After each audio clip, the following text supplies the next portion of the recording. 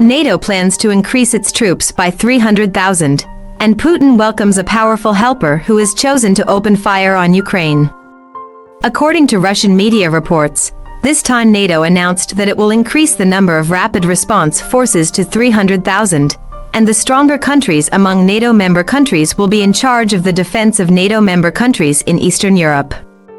To put it simply, among the 31 member states of NATO, some powerful countries will help the weaker countries.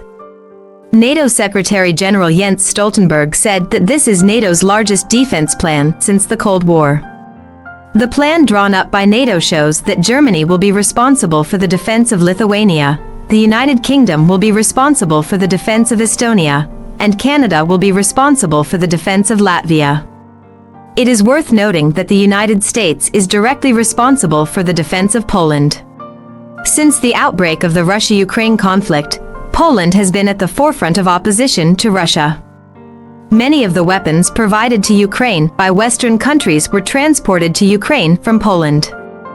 The United States is directly responsible for the defense of Poland, which also means that the US military is likely to directly compete with the Russian military in the future.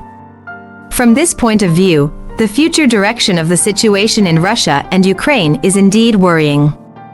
After NATO announced its troop increase plan, Russia criticized NATO for going back to the Cold War era. Before the Russian-Ukrainian conflict broke out, NATO had dispatched tens of thousands of soldiers to its member states surrounding Belarus and Russia. Belarus publicly criticized NATO's move as preparing for a full-scale war. After the outbreak of the Russia-Ukraine conflict, Belarus stood firmly on Russia's side and would never let its allies fight alone. After NATO announced an increase of 300,000 troops, Belarus said its border guards shot down a Ukrainian surveillance drone.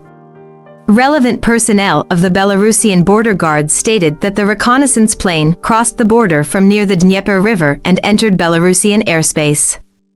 Overnight, the news that Belarus has finally opened fire on Ukraine spread all over the world. Regarding this Russia-Ukraine conflict, Belarus has no way to stay out of it. Last month, Russia announced that it had delivered some of its strategic nuclear weapons to Belarus and deployed them near the border between Belarus and Poland.